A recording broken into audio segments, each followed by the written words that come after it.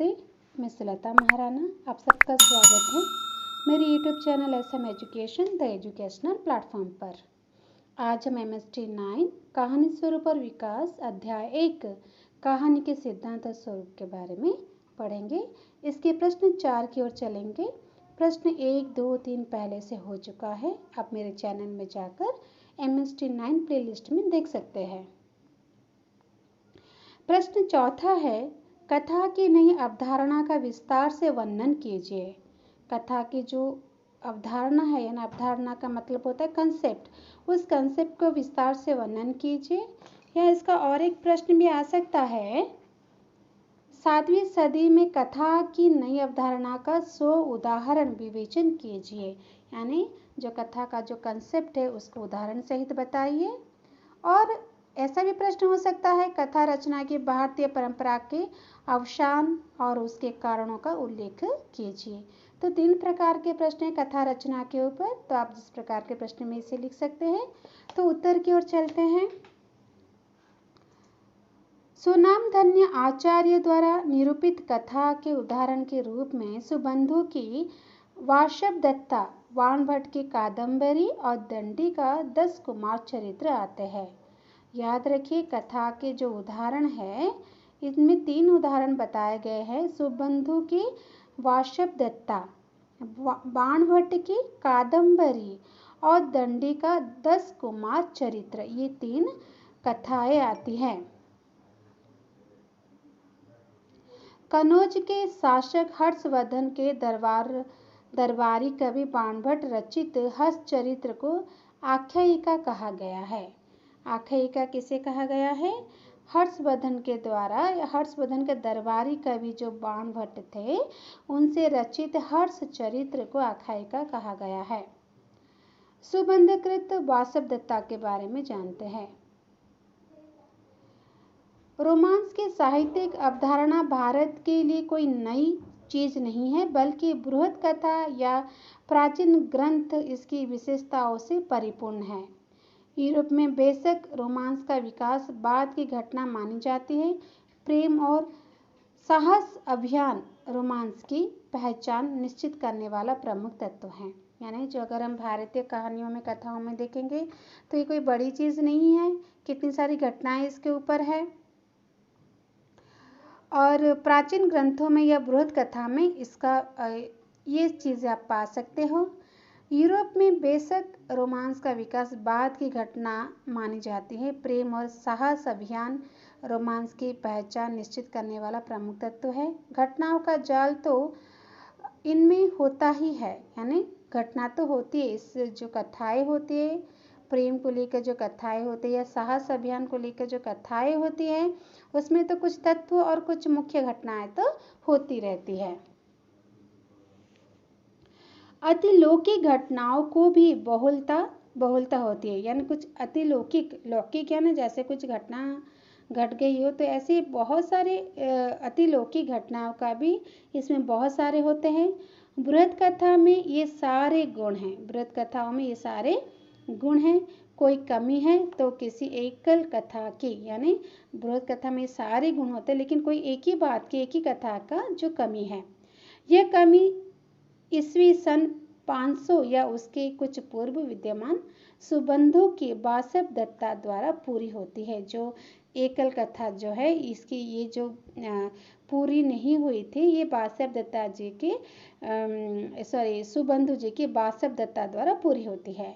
पर वासवदत्ता की कथा आकार में भले ही पर्याप्त लंबी या एक पूरी पुस्तक को निर्मित करने वाली हो, खुद में वह बहुत क्षीण है। यानी ये एक पुस्तक के लिए तो पर्याप्त है, लेकिन खुद में ये जो वासवदत्ता कथा है बहुत ही क्षीण है, यानी पतली छोटी सी है। बृहद कथा की कोई भी कहानी कथा की दृष्टि से उससे कहीं ज़्यादा ठोस है। जो बृहद कथा की कोई भी कहानी कथा की दृष्टि से बहुत ही ज़्यादा ठोस है, यानी स्ट्रॉन्ग है। वस्तुतः सुबंधु का सारा जोर कथा के पात्रों और उनके परिवेश से अपने काल के काव्य रसिकों की रुचि के अनुरूप काव्य गुणों से संपन्न सविस्तार वर्णों पर है।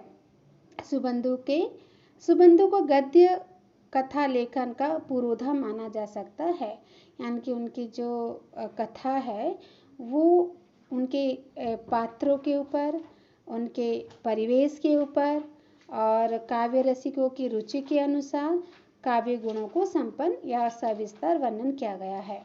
और सुबंधु को गद्य कथा लेखन का पुरोधा भी माना जा सकता है, यानी सर्वश्रेष्ठ उन्हें माना गया है। उन्होंने गुणाढ्य की तरह अपनी कथा को पद्य में नहीं अपितु गद्य में लिखा है। गुणाढ्य की जो गुण था कि वो पद्य में नहीं लिखते थे, गद्य में लिखते थे। सुबंधु जी ने भी उस तरह से गद्य में ही लिखा है। कथा को पद्य से मुक्त कर उन्होंने इसे सभी साहित्यिक विशेषताओं से अलंकृत किया है। साहित्यिक विशेषताओं से इसे अलंकृत किया है, जिसका प्रयोग अब तक कभी अपनी पद्य कथा में किया करता है। यानी जो अलंकारकृत अलंकार होता है या क्या कोई आभूषण उसे दिया जाता है तो पद्य में दिखाई देता था, लेकिन ये गद्य में भी साहित्यिक विशेषता जो अलंकृत किया गया है। यह एक तरह का ऐसा प्रयोग था जिसका साहस किसी अन्य गद्य लेखक ने नहीं किया था। हमें तो पता है अलंकारों का प्रयोग पद्य में किया जाता है, लेकिन गद्य में किस प्रकार ये किया गया था इससे पहले कोई लेखक का ऐसा साहस नहीं था जो कि लेख में गद्य में अलंकार साहित्यिक अलंकारों का जो प्रयोग करे।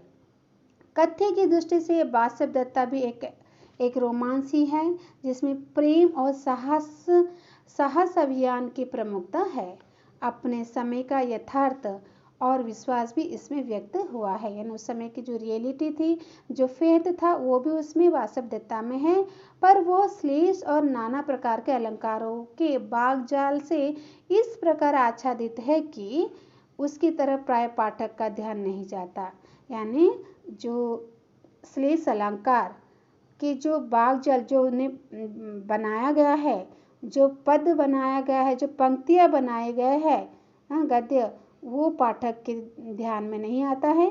संभवतः वह कवि का उद्देश्य भी नहीं है, उनका उद्देश्य भी ऐसा नहीं था।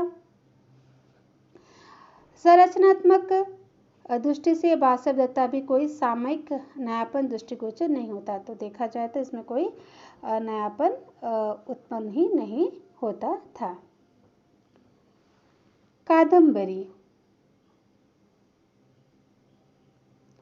कादम्बरी जो है, कादम्बरी का मूल स्रोत गुणाढ्य की बृहद कथा की एक कथा जो कथा सरित सागर में मकरांदी उपाख्यान के रूप में उपलब्ध है,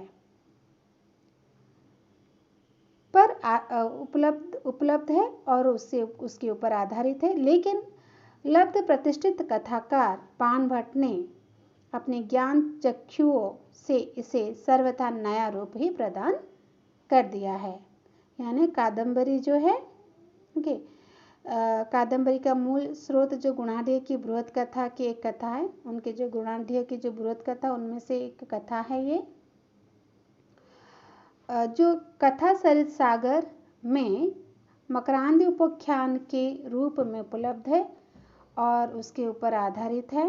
एक बृहद कथा है जो कथा सरित सागर में है और उसके ऊपर आधारित है। लेकिन लब्ध प्रतिष्ठित कथाकार बाण भट्ट ने अपने ज्ञान चक्षुओं से इसे सर्वथा नया रूप ही प्रदान दिया है।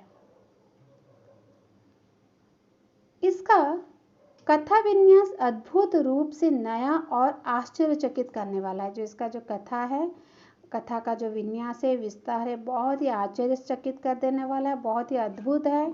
यद्यपि कथा के भीतर कथा की विन्यास कला गुणाढ्य की बृहद कथा और विष्णु शर्मा के पंचतंत्र में ही विकसित हो चुकी थी, पर बाणभट्ट ने पहली बार परस्पर गुंथी कथाओं को कथा की एकल इकाई में परिणत करने में सफलता प्राप्त की थी। उन्होंने बहुत सारे कथाओं को एक इकाई बनकर, एकल इकाई यानी एक इकाई बनकर उसमें सफलता प्राप्त किए थे।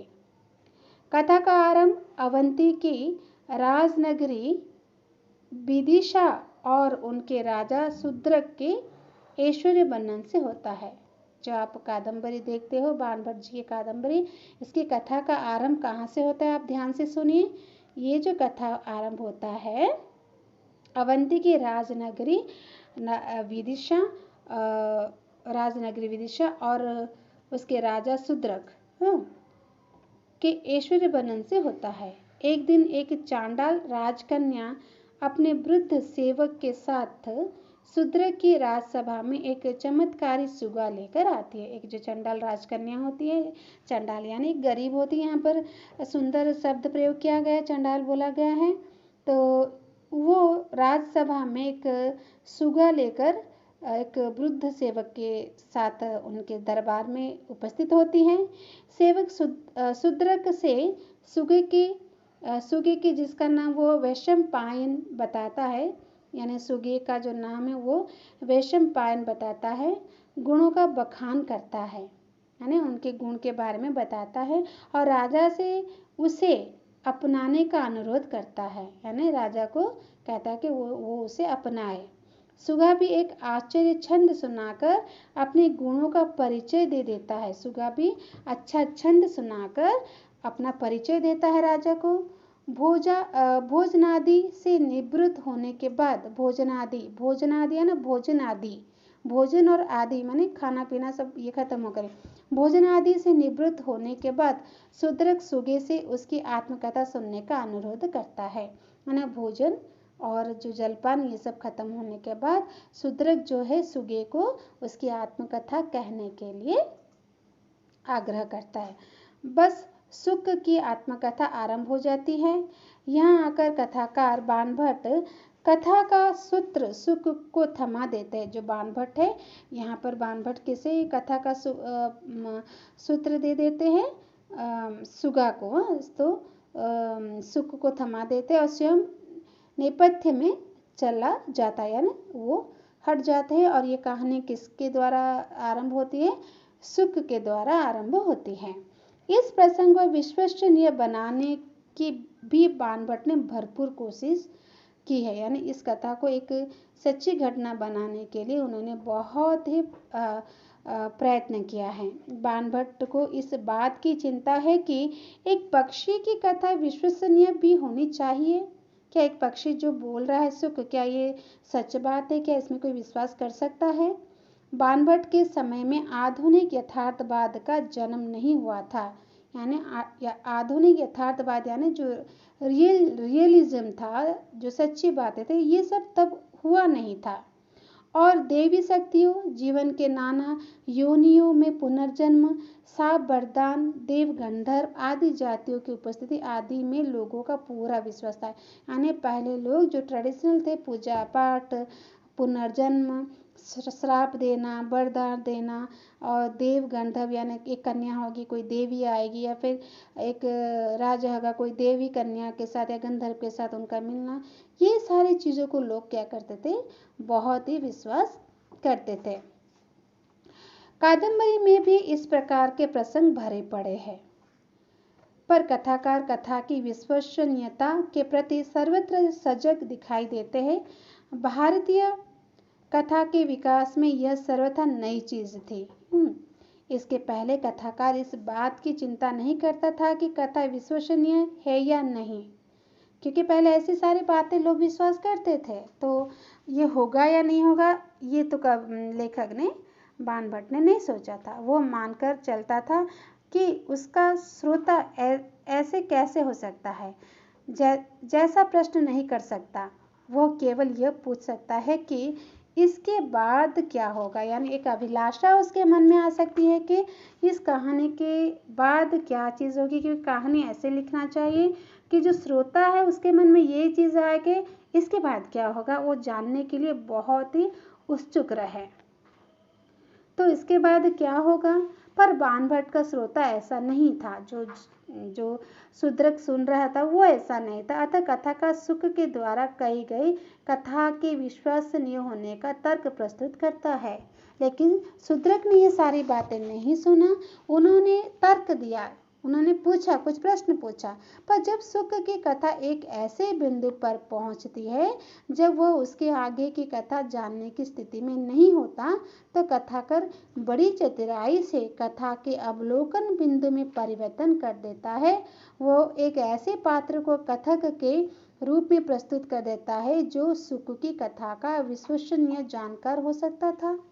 तो जब शूद्रक यहाँ पर इस कथा पर विश्वास नहीं करता है, तो यहाँ पर लेखक ने बहुत ही सुंदर रूप में, बहुत ही सुंदर रूप में वो क्या करते थे कि किसी और के मुख से इस बात को प्रकट करने की कोशिश की थे। यह पात्र थे महामुनि जावाली। कौन थे? महामुनि जावाली है, जिन्होंने भूत वर्तमान भविष्य का ज्ञान है। अब कथा दो स्तरों पर सुनी जाने लगती है, यानी जो सुक के द्वारा जो कथा थी और शूद्रक जब उस पर विश्वास नहीं करते हैं, तो लेखक ने, बाणभट्ट ने इस तरह से उसे प्रस्तुत किया है कि वो बात महामुनि जवाली के मुख से वो प्रस्तुत करते हैं, जो कि मुनि हैं, जिसे भूत वर्तमान भविष्य का ज्ञान है, तो उनके हाथों पर, उनके मुख से ये बातों को रख देते हैं। अब कथा दो स्तरों पर सुनी जाने लगती है। शूद्रक और उनका राज परिवार सुक से कथा का श्रवण करता है, पर सुक वह कथा सुनाता है जिसे वो महर्षि जवाली के मुख्य वृंद से जवाली आश्रम के अंतवासी शिष्यों को सुनाते समय सुन चुका है। यहाँ पर बातें ऐसी हो रही है कि शूद्रक का परिवार जो है सुक से कहानी सुन रहा है, लेकिन सुक कैसे बताता है कि ये कहानी उन्होंने महामुनि जवाली के आश्रम में, जब जवाली अपने शिष्य को सुना रहे थे, तब उस समय सुक ने इसे सुना था। कथावाचन के क्रम में महर्षि जवाली सुक के पिछले जन्म की कथा कहते हैं। यह कथा उज्जयिनी के राजा तारापीड़, उसके मंत्री सुकनास, राजपुत्र चंद्रपीड़ा, मंत्री पुत्र वैशंपायन की है। आप सुनिए, ये कथा किसकी है? यह कथा यानी वो जो है, सुक जो है अपने पिछले जन्म के बारे में बताता है। तो क्या बताता है कि ये जो कथा है, उज्जयिनी के राजा तारापीड़, उसके मंत्री सुकनास और राजपुत्र चंद्रापीड़ और मंत्रीपुत्र वैशम्यपायन के, जो मंत्रीपुत्र वैशम्यपायन है और राजपुत्र है चंद्रापीड़ और उज्जैनी के जो राजा है तारापीड़ और उनके जो मंत्री है सुकनास। अपने दिग्विजयी अभियान में चंद्रपीड़ हेमकुटिस्थ किरात नगरी सुवर्णपुर में पहुंचता है, जहां से वो अकेले अछोद सरोवर पहुंचता है। तो कहां पर पहुंचता है? वो एक अछोद सरोवर में पहुंचता है। वहां उनकी मुलाकात महाश्वेता से होती है। उनकी मुलाकात किससे होती है? महाश्वेता से होती है, जो एक गंधर्व कन्या है। महाश्वेता जो है, उनकी जो मुलाकात महाश्वेता से होती है और महाश्वेता जो एक कौन है? एक गंधर्व कन्या है। यहाँ पहुंचकर कथा महाश्वेता की आत्मकथा का रूप लेती है। फिर जब जो राजा चंद्रपीड़ा, उज्जैनी के राजा चंद्रपीड़ा जब उच्छोद सरोवर पर पहुंचते हैं और वो महाश्वेता को वहाँ देखती है, तो वहाँ पर जो कथा है महाश्वेता की आत्मकथा की ओर प्रवेश करती है, जिसका एकल श्रोता चंद्रपीड़ा मैं बोल देती हूँ, चंद्रापीड़ है। अब महाश्वेता जो उच्छोद सरोवर में मिली है और वो जो अपनी आत्मकथा कहती है, तो उसे कौन सुन रहा है? चंद्रापीड़ सुन रहा है। शूद्रक की राजभाषा और जवाली आश्रम की ऋषि मंडली अपनी जगह पर कथा सुन रही है। तो शूद्रक की राजसभा और जो जवाली के आश्रम है वो अपनी कथा अपनी जगह में चल रहा है। शुक्र महामुनि जवाली भी अपने अपने स्थान पर कथा सुना रहे हैं, पर अब कथा महाश्वेता के मुख में प्रवेश कर गई है। यानी बात कैसा आई है कि सुक जो है शूद्रक के राज दरबार में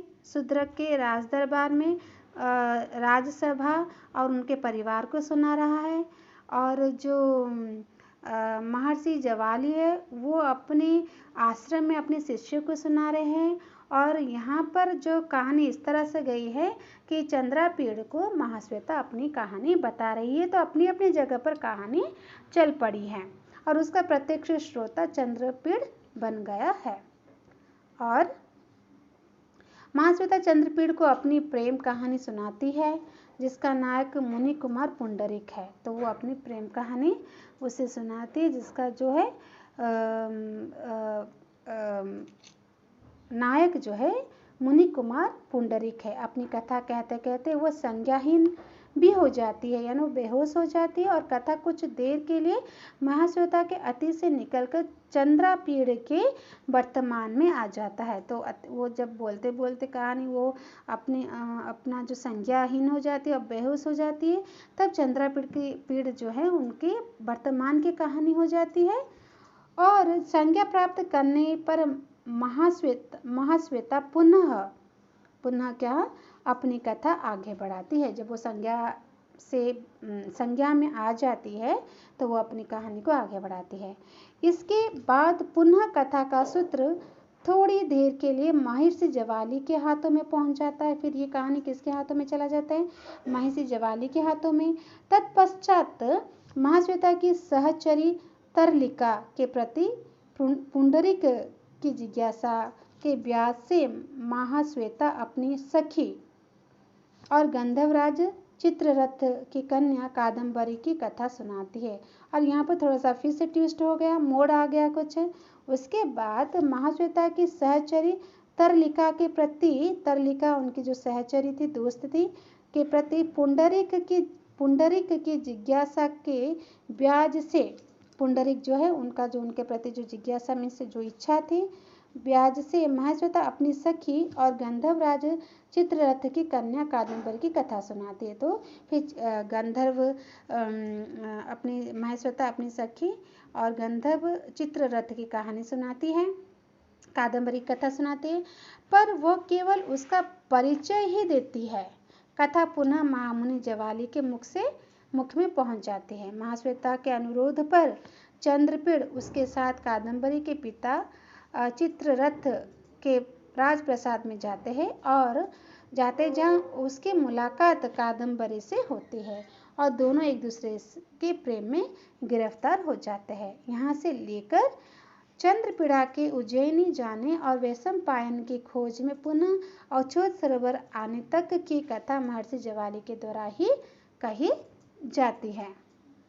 पर चंद्रपीड़ा के महाश्वेता के निकट पहुंचते ही कथा पुनः महाश्वेता की आत्मकथा का रूप ले लेती है और तब तक इसी रूप में अग्रसर होती रहती है जब तक वैशंपायन महाश्वेता के साप से ही सुगा नहीं बन जाता। यानी वो महाश्वेता के साप से जो वैशंपायन है वो सुगा जब तक नहीं बन जाता है तो उसकी आत्मकथा चलती रहती है।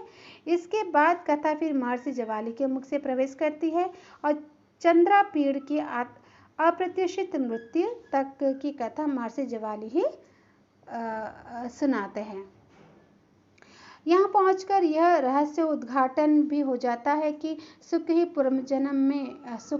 पूर्व जन्म में वैशंपायन और उससे भी पूर्व जन्म में पुंडरीक था और शूद्रक अपने पूर्व जन्म में चंद्रापीड़ था जिसका पूर्व शरीर कादम्बरी के सहवास से अछूत सरोवरों के तट पर सुरक्षित है।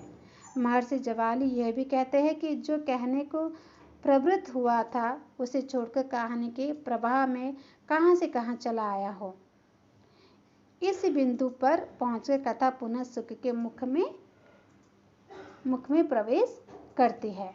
ये कथा सुनकर फिर ये कथा जो है सुख के मुख में प्रवेश करती है। महर्षि जवाली के मुख से अपनी कथा सुनने के बाद आश्रम से उड़ भागने और एक सबर द्वारा पकड़ लिए जाने तथा शूद्रक के राजदरबार तक पहुंचने तक की कथा वह खुद ही सुनाता है। तदुपरांत कथा में लेखकीय परिवर्तन होता है। कथा लिखने का सूत्र बाणभट्ट के पुत्र पुलिन भट्ट के हाथों में आ जाता है। जो कथा बाण भट्ट लिख रहा था वो अभी उनके पुत्र पुलिन भट्ट के हाथों में आ जाता है।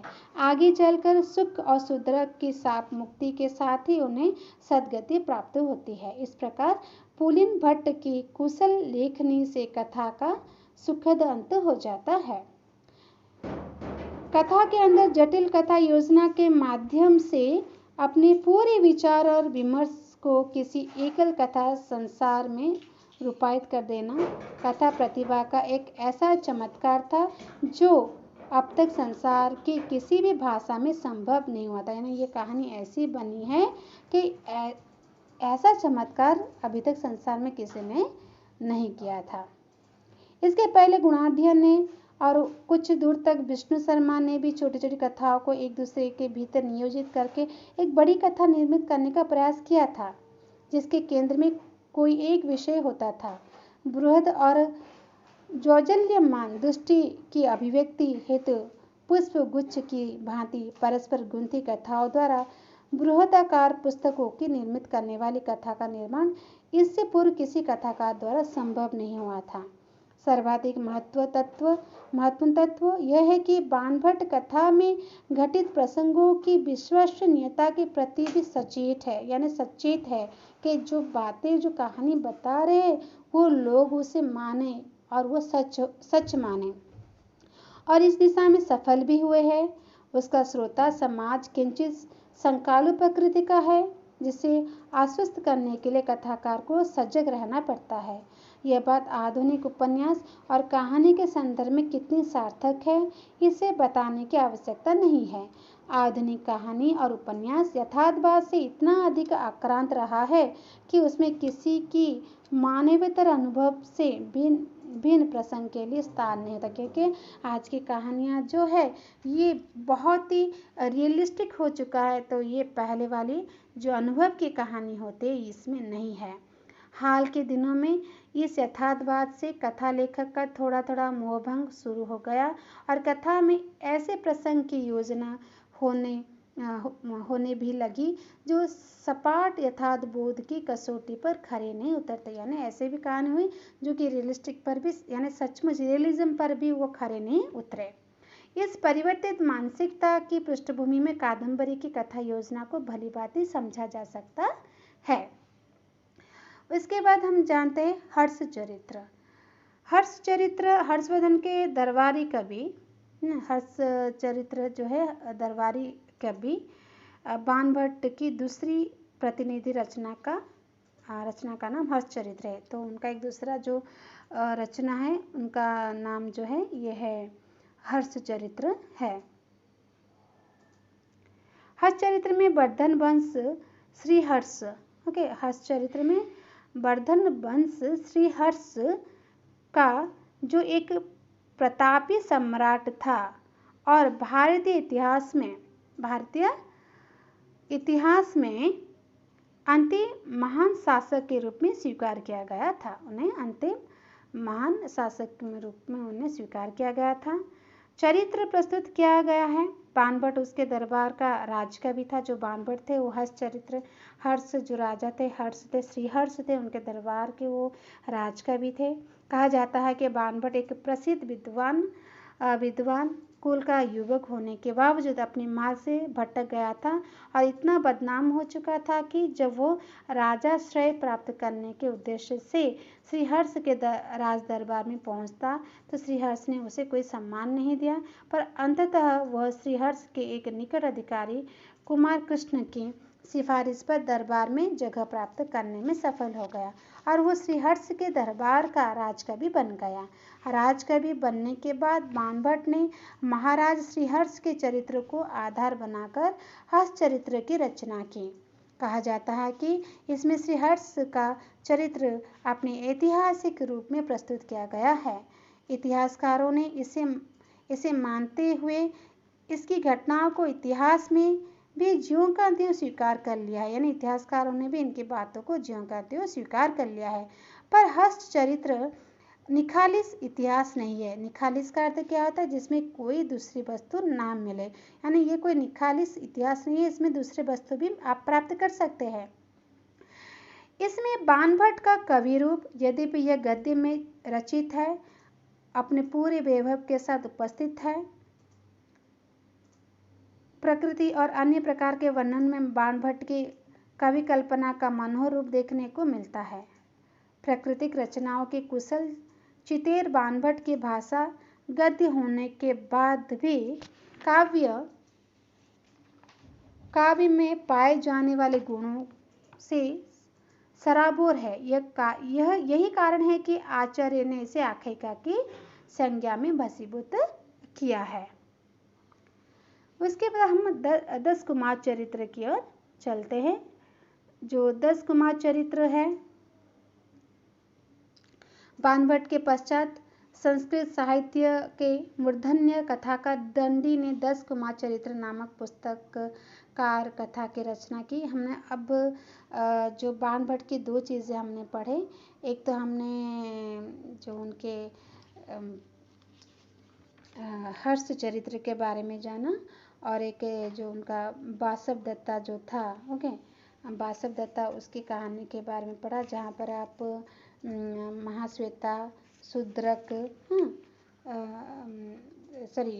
बासव दत्ता नहीं, कादम्बरी की कथा आपने सुनी, जहाँ पर आपको सुक जो एक सुगा बन गया था, और शूद्रक और महाश्वेता, मुनि जवाली, ये सब की कथा आपने सुनी। और उससे पहला था बासव दत्ता जो था, ये एक कहानी है, ये एक प्रेम जो एक गद्य है, जहाँ पर बहुत सारे अलंकार प्रयोग किए गए हैं। तो इस तरह से हमने जो सुबंधु की बासव दत्ता, कादम्बरी जो है बाणभट्ट जी की, हर्ष चरित्र भी जो है बाणभट्ट जी की, और अब हम जानने जा रहे हैं कि 10 कुमार चरित्र जो दंडी ने लिखा था। तो बाणभट्ट के पश्चात संस्कृत साहित्य के मूर्धन्य कथाकार दंडी ने 10 कुमार चरित्र नामक पुस्तककार कथा की रचना की। यानी 10 कुमार चरित्र नामक पुस्तककार कथा की रचना की है। 10 कुमार चरित्र में 3 भाग है। क्या क्या है वो भाग? पूर्व पीठिका, चरित और उत्तर पीठिका। पूर्व पीठिका में 5 और चरित में 8 उच्छ्वास है। उत्तर पीठिका अष्टम उच्छ्वास का उपसंहार है। यद्यपि इसकी कथा भी समकालीन रुचि को लुभाने वाले काव्यात्मक वस्तु और चरित्र वर्णन से आक्रांत है। यानी समकालीन रुचि को लुभाने वाली काव्यात्मक वस्तु है और चरित्र वर्णन में आक्रांत है ना, बहुत चरित्र वर्णन इसमें है। पर इन कथाओं का विषय 7वीं शताब्दी और उसके पूर्व के समय को प्रमाणिता के साथ प्रस्तुत करता है। समकालीन सामंती राजनीति और समाज के चित्रण, व्यवहारिक ज्ञान, चोर शास्त्र, प्रेम, रमणीय हरण और साहस अभियान से भरी यह कथा यूरोपीय रोमांस के सारे गुणों से संपन्न है। इस यानी जो 10 कुमार चरित्र में यूरोपीय गुणों के रोमांस जो है वो भरे पड़े हैं। इस कथा में 10 राजकुमारों की अनुभव कथाएं अलग अलग वर्णित है, जिन्हें आपस में जोड़ने वाला कथा पात्र मगध राजकुमार राजबहान है। यानी विभिन्न कथा है, इस कथा को जोड़ने वाला कौन है? मगध राजकुमार राजबहान है। पर ये कथाएं मिलकर किसी एक सुसंबद्ध कथानक का निर्माण नहीं करती। ये सब कहानी मिलकर एक कहानी नहीं बनती। ये सब अलग अलग 10 राजकुमारियों की कहानियां हैं, राजकुमारों की कहानियां हैं। अलग अलग कथाओं को जोड़ने की दिशा में इसे एक स्तुत्य प्रयास कहा जा सकता है, लेकिन बाणभट्ट कृत कादम्बरी के साथ इसकी तुलना नहीं हो सकती। यानी कादम्बरी देखिए, ऐसी घटनाओं को जोड़ा गया है जो एक ही कथा लगती है। कथा का दंडी की दृष्टि से यथार्थ का महत्व नगण्य है। वो सोचते हैं कि जो रियलिज्म है वो छोटी बात है। यही कारण है कि यथार्थवाद के पैमाने पर कथानक के खरा नहीं उतरने को वे गंभीरता से नहीं लेते। कथा में अनेक ऐसी घटनाएं आती है जो मानव अनुभव के वृत्त में नहीं आती। यद्यपि संभव है अपने समय के विश्वासों की कसौटी पर ऐसी घटनाएं विश्वसनीय भी मानी जाती रही है। यानी जो पुराने समय में तो लोग इसे मानते थे, विश्वसनीय इसे मानते थे, इन बातों को वो सच मानते थे।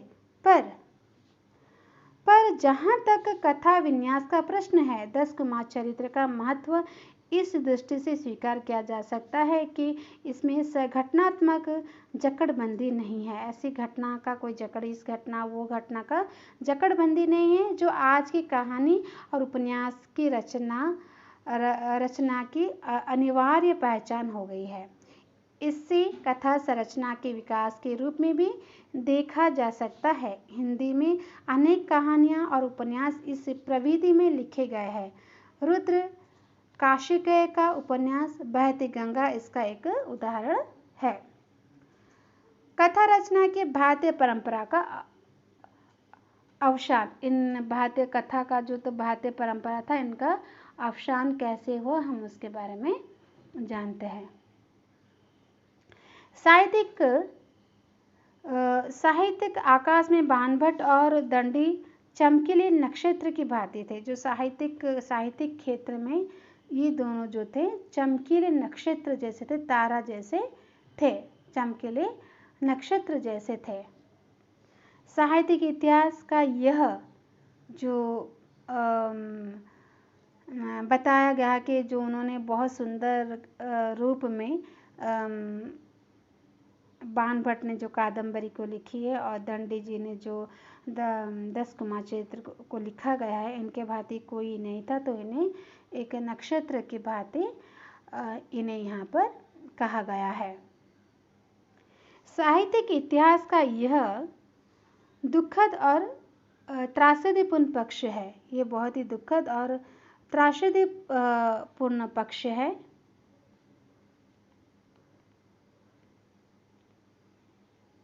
ये बहुत ही दुखद और त्रासदीपूर्ण पक्ष है कि इन दिनों के बाद कथा रचना की भारतीय परंपरा आगे नहीं बढ़ पाई। यानी ऐसी कथा रचना भारतीय परंपरा में और आगे बढ़ नहीं पाई। 10वीं सदी में धनपाल ने तिलक मंजरी के रूप में कादंबरी की परंपरा को जीवित करने का प्रयत्न तो किया, पर संरचना की दृष्टि से उसे कादंबरी का विकास नहीं कहा जा सकता है। इसका सबसे बड़ा कारण कदाचित यह था कि इस समय तक आते संस्कृत केवल राजदरबारों और पंडितों की भाषा रह गई थी, और चूंकि 10वीं शताब्दी के बाद धीरे धीरे संस्कृत को आश्रय प्रदान करने वाला हिंदू राज्य समाप्त हो गए, इस कारण संस्कृत काव्य की परंपरा बहुत कमजोर हो गई। संस्कृत के बाद फारसी केंद्र सत्ता में आ गई और काव्य रचना का माध्यम भी बन गई, पर देश की आम जनता का लगाव ना तो संस्कृत से था ना फारसी से। इन्हीं परिस्थितियों में उत्तरी भारत की जन बोलियों साहित्यिक की भाषा बनी। जो जन बोलियां थी वो साहित्यिक भाषा बन गई। उन्होंने सूफियों और संतों भक्तों का आश्रय मिला और काव्य रचना का अभूतपूर्व विकास हुआ।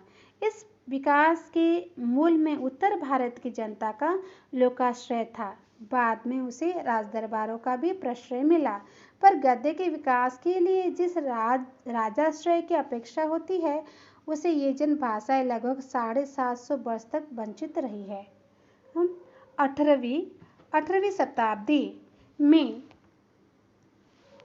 ब्रजभाषा और खड़ी बोली संस्कृत, ब्रजभाषा और खड़ी बोली संस्कृत, योग वशिष्ठ, बेताल पंचविंशति और सिंहासन द्वात्रिशंतिका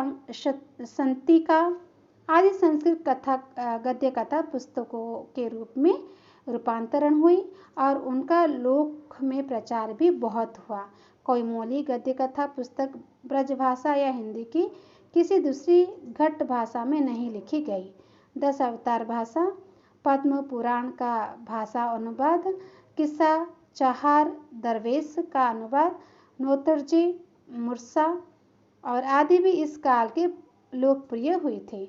19वीं शताब्दी में पूर्व खड़ी बोली हिंदी में केवल 2 मौलिक गद्य कथा पुस्तकें मुल्ला वजहीकृत सबरस और सैयद इंसाह अल्लाह खान कृत रानी केतकी की कहानी उपलब्ध होती है।